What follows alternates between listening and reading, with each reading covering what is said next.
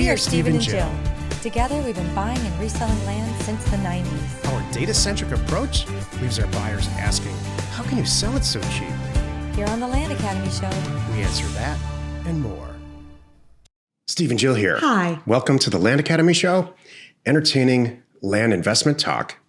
I'm Stephen Jack Putella. And I'm Jill DeWitt, broadcasting from pretty Paradise Valley, Arizona. Today, Jill and I talk about the employees we can live without. Oh, I got This one. is our rant. Oh. It's hiring week, all week today, this week. This is going to be good. I'll tell you one employee I could do without, the kind that wants to replace me. What? Who would ever replace you? Oh, wait, I'll fill you in. Let's take a question before Jill's rant. And it was posted by one of our members on the landinvestors.com online community. It's free. And if you're already a member, please join us on Discord.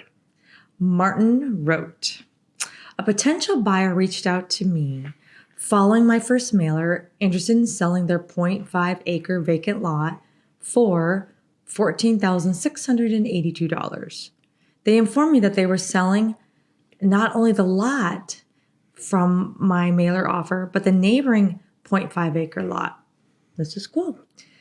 I was informed that the additional lot has their deceased mother's 100-year-old home on it, and it was quoted as being uninhabitable. Oh, this is my first mailer, and I'm diving into some unknown territory with potentially buying a lot with a home on it, and I'd like to get some perspective from the group. The sellers informed me that both lots are off of primary roads and a 3-minute walk to a lake, and both lots are in the seller's name. This is all good information. This is really good. Yeah. So here are the questions. This is a beautiful story. Number 1. Pending I can get the home for a low price. Is it worth it? I don't want to do a home flip as one of my first buys and would plan to list as is. 2, can I take the home straight title myself? Or do I need to hire a realtor once I get the purchase agreement back? Thank you in advance for your help, Martin. This is great. Do you want to go first? You want me to go first? Yeah, and 99% of all cases with vacant land, if there's something on it, it's more valuable, not less value. I don't care if it's a blown out mobile home, it's better. The 1% where you don't want this to be the case is where there's something that would fall under EPA guidelines as toxic, and it would require a cleanup. So if there's an old house that's fallen down on a piece of property that's a few blocks from a lake, you can tell that's a beautiful, beautiful story. It's a fantastic, with a vacant lot next to it. Yeah. I mean, now you have an acre. Yeah. By the way, now you have a full acre. One of them has a house on it. So whoever buys it can, keep one, sell the other, keep them both, whatever. Can you imagine a situation where a vacant piece of property would be more value than one with an old house on it? Nope. Neither can I. Nope. All the utilities are hooked up. There's probably a slab there. There's great. all kinds of positive things that go with that. And people know that. Mm-hmm. This world is people who go on Craigslist or anywhere are DIY type people. Mm-hmm. They would love to get a really inexpensive old house and spend 5 years fixing it up. Someone's going to want that. The 100-year-old home that's been there, and the loving story that goes with it, that, mom lived there for how many years? Maybe dad built it. Maybe grandpa built it. That would be so cool, and someone will love that. Another thing is, too, by the way, you can do this whole transaction yourself. Just because there's a house on it does not mean you need an agent. It's exactly the same type of transaction as a piece of vacant land. Mm-hmm. Buying a house and buying a piece of dirt is the same thing. Mm-hmm. As long as you don't have a lender, they're exactly the same type of deal. Exactly. Yep. You can do it all yourself. I'm excited to hear how it goes. I hope you pick up both and get a good price. And you know what? Here's the thing too. Because the seller, thinks the house they know the house is uninhabitable. They already don't see it as being worth very much. Yes. So I bet you can get them both for a sweet deal. Exactly, Jill. And what I want you to do, by the way, Martin, I want you to ask them, look, all right, have the conversation with the seller. What'll be a version of this? Yeah, I'll take it off your hands. It's uninhabitable. I'll figure it out. And what's your bottom number? You're solving a problem for them. Yeah. What would you want for both of them? And I'll just, see if I can make that work. Yep. He'll probably come out with, make it 14,000 times 2, 30,000, you got a deal. And I'd be like, To which you done. would say, the house is, I got to do a bunch of stuff with this house before I can sell it. Maybe 20 to 25. I can work with that. Or see what his number is. But I want to drive this point home. And Jill and I have been doing this show for a lot of years now. Mm-hmm. And I need to make this point. And I can't say it strongly enough. You do not need a real estate agent to sell a house. That's something that we've been brainwashed and poisoned. Jeez. I swear it's in the water. It gets worse with time, not better. It's like saying, Martin, you can't sell a car off Craigslist. You have to be a dealer. No, you don't. We all know that one. But for some reason, the National Real Estate Association has trained us that, nope, you've got to have be licensed for have a house. Nope, not true. If you want to get it on the MLS, you don't need a real estate agent. There's just go type in fixed price listing near me in Google, and there will be places that for $100, $200 you can get it in the MLS, just like a realtor. You can go on Zillow right now too, by the way, Martin. And when you go to like the other listings, you'll probably see, put in houses, go to Zillow, put in your zip code and look at houses and click to the other listings and watch like 5 or 10 for sale by owners pop right up there, that it's someone that's just selling their house on their own. The whole point is title will take care of the paperwork and everything that you need. You don't need that agent in the middle of it, taking a piece of it, because they don't do any of the work, by the way. When you throw an agent in there in a transaction like this, title's still dictating all the forms and everything that needs to happen, if any.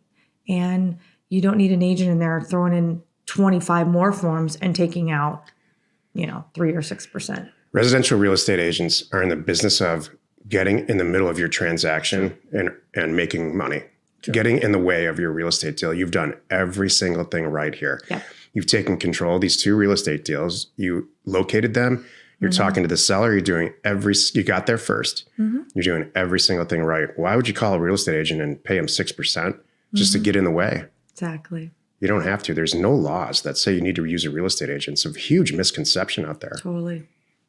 You're Great right. work. Yay. This is an excellent question, and I'm happy for your success. This is why we have Land Academy. Today's topic, the employees we can live without. This is why you're listening. So what I alluded to in the beginning was we have had 1 or 2 employees that have said, I bet I could do this better than Jill, and like they want to be his partner.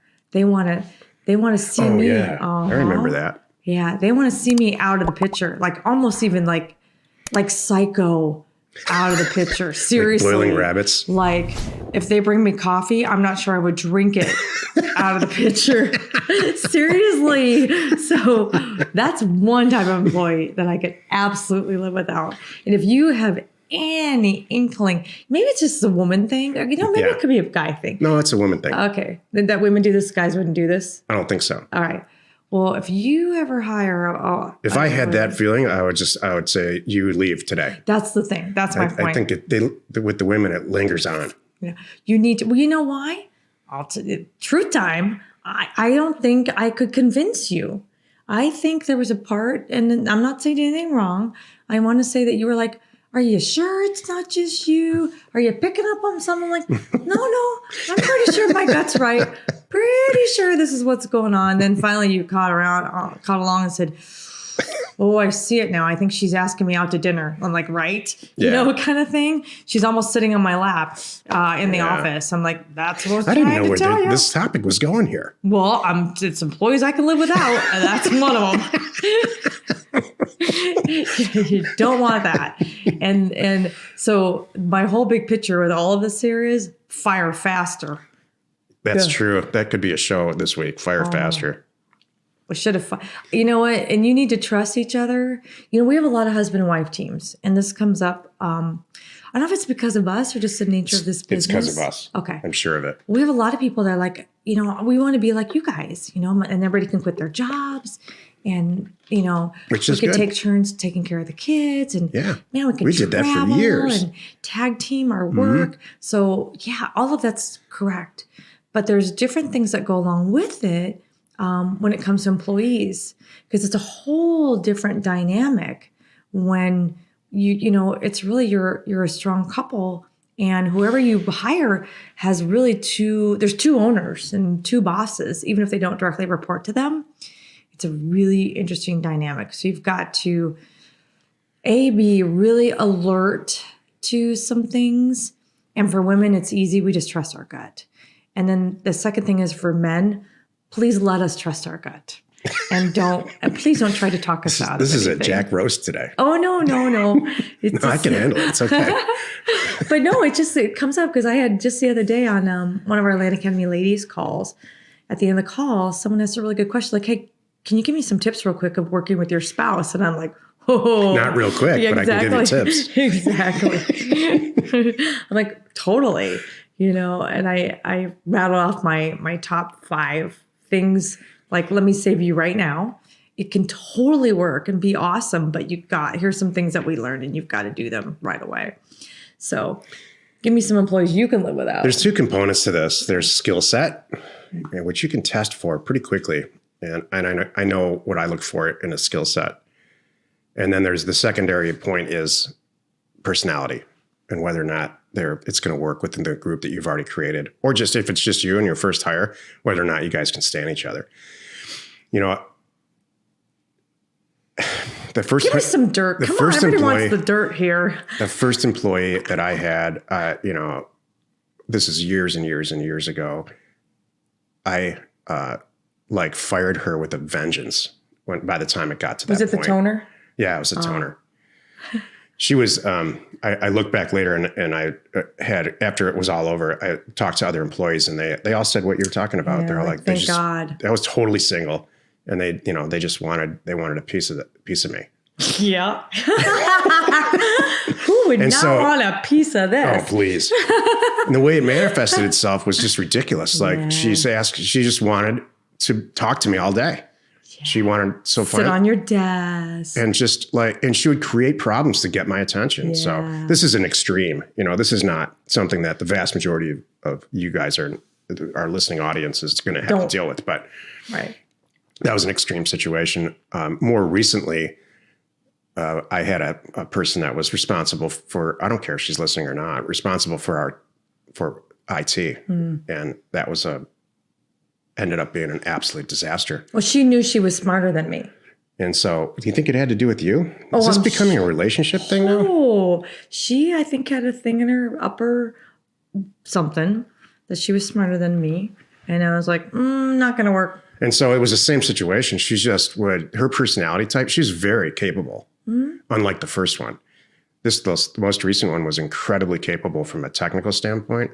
Her personality was just it was an outrage. Yeah. It was the way that she's just loud and everything was wrong constantly. And she couldn't make decisions on her own. And when she did, it wasn't, but from a tech standpoint, so you have to test for both of those things. I'm going to say it all week this week. You can test out personality types and you can test out skill set, technical stuff. Exactly. I have one, I got to say, here's employees we can live without. I had one just recently. Well, it's funny because I just talked to somebody who's dealing with the same thing too. It's like they hired this employee. They're kind of more in an assistant role. It was a personal assistant for me. And I'm dumping stuff on her. And the more I dumped, the more overwhelmed she got. I'm like, uh-oh. And then I found myself backing off like, oh, I can't give her that because she can't handle that. And I can't give her this because she can't handle that. She's not smart enough to do this one. And then I realized, wait a minute, now I'm kind of doing her job. She's just tragic. I'm like, she's a tragic that's not person. Gonna work. She showed up one day all gothed out, with a bunch of eyeliner and I don't know what she was trying to prove. That was really recent too. What? Like, I don't care where you are in your career, you're gonna get some duds. It's hard. Well, I feel bad because I have to say, most of the employees that we've had and let go were not malicious. They just got in over their heads, I agree with that. And that's kind of on them. They should have been more honest up front, like what they can handle. Because I'm going to tell you, here's what's coming at you. You need to be ready for it. And you need to honestly say to me, so when you're hiring, have these conversations, like Some days are going to be nutty. You have to be able to change gears. Things are going to happen. It's not going to flow great. Escrows fall apart. You're going to have to jump in and tell title agents where to stick it and then go find another title agent because stuff happens, and if you can't handle it, I need to know now. That's the thing. And so in all cases where I've had to let somebody go, that's my job in this company. All these companies, by the way, these people won't do it unless they're so mad and they just do it on the spot, which in certain states you can't do anymore. That's really recently changed. But in all cases where I've had to let somebody go, I look back at the interview process and the resume, and they extremely lied. There's that. Grossly misrepresented what they were capable of. And then they come in and we ask them to do what they said that they could do. And then they lie more and draw it out. And in some cases, under the carpet. In the case of Jill and I hired my former partner. I had a partner. That's a good one. In the real estate companies all through the late 90s and early 2000s. Yeah. And during the downturn, he couldn't handle it and he moved back to his home state. And then, so the companies got big again, because of Jill. And I said, neither one of us were interested in doing day-to-day operations. So you brought in your old ops guy. I went and found him and we met. And he asked for an insane amount of money. Against Jill's advice, against Jill's extremely loud advice, it turns out she was right. I hired him and it was a disaster. And here's why. He believed that he knew our customers, both on the education side and on the real estate side, better than we did. Yeah. And so he was going behind our backs and creating forms and doing stuff from a tech standpoint and all kinds of, there's a lot of tech piece to that was his forte. That he's just, if he just believed that he was bright. And he had no idea, it's so foreign to me that someone would, you don't do things because, when you work for people, I'm from Michigan. So, I grew up with a different, it doesn't matter. But I grew up with a different sense of respect and hierarchy. Like if it's your boss, it's your boss. And if your boss is stupid and treating you poorly, pull him aside. If it doesn't work, leave. Yeah. Go do something about it. So, but otherwise, you're there to do what you're supposed to do. And this is if you're an employee anywhere, all you got to do is what you're supposed to do. People get in a lot of trouble as employees trying to do extra stuff. Don't go do anything extra. Just do what you're supposed to do. And then if you want a raise, ask for it. If you want to work on a new project, ask for it. Don't go off and do it. It's so funny. I haven't had this in a long time, but that was tragic. I screamed at him and forced him to leave. Yeah, it was bad. Back in the day, I remember working side by side people. This is when I was in my 20s, and other people in their 20s. This is you brought this up, so I thought this is a good point. How we were raised, because I was raised with a Midwest Michigan work ethic also, and I was taught that it's your boss. And whatever your boss asks you to do, it's within reason, you do it. If they say, go get my car washed, you go get their car washed. Yep. There's no such thing as it's not my job, kind of thing. And I remember working with people, they go, oh no, I don't do that. That's not my job. I'm like, your boss kind of asked you to do that. Hey, that's okay. You could have employees that are personal employees that their job is to maintain a household. Jill has a person like that right now. Get washed and she does great. She was hired for that, and I had a heart-to-heart conversation with her.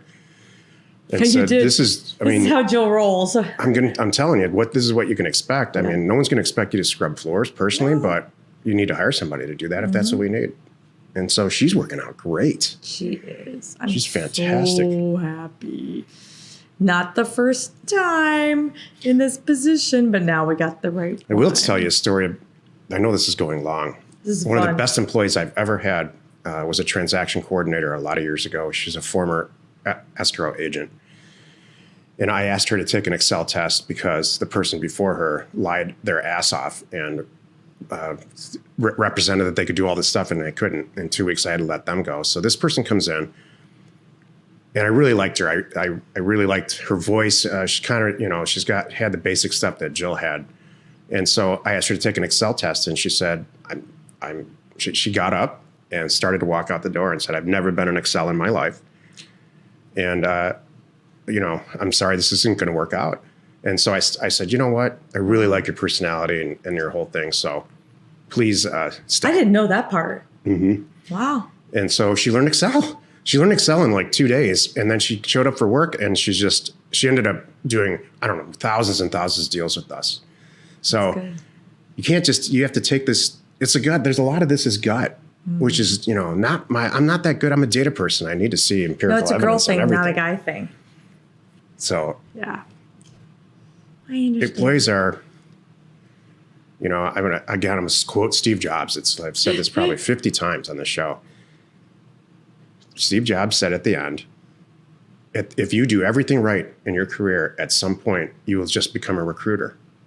And that's so true. Mm-hmm. And we were very, very lucky, Jill and I, that we have people now below us, especially the person who's running all of the whole thing. She's very capable at hiring, and she's kind of better than us. She's kind of a bulldog. Mm-hmm. She doesn't put up with anything. She puts up with I think my nephew's in town doing an internship, and he was talking about my sister, his mother, about this inept assistant she's had for years and years, and she doesn't have the heart to fire him. Or her, I mean. Because it's her friend. You can't do that. Please don't be that person. Don't hire your friend. Let me save you. It's a day. It's a sad whole day when you have to let somebody go for me. It wrecks my day. I usually save it for when I don't have anything else on the calendar. You do it right in the morning. And it's a terrible. Well, unless you wait too long and then you're just angry. Exactly. Come on, then we it's got to kinda theater. fun. Like we let's end it on this. Truth time. Come on. The last couple ones that we fired, we always like, oh, thank God that's over. Have you ever let somebody go Like, oh, I can breathe again. where they were surprised? Nope. Neither have I. No. Every single time I say, this isn't working out. They're like, yeah, it's not working out. Exactly. Happy you could join us today. 5 days a week. You can find us right here on the Land Academy Show. Tomorrow, the episode on the Land Academy Show is called Who Should I Hire First?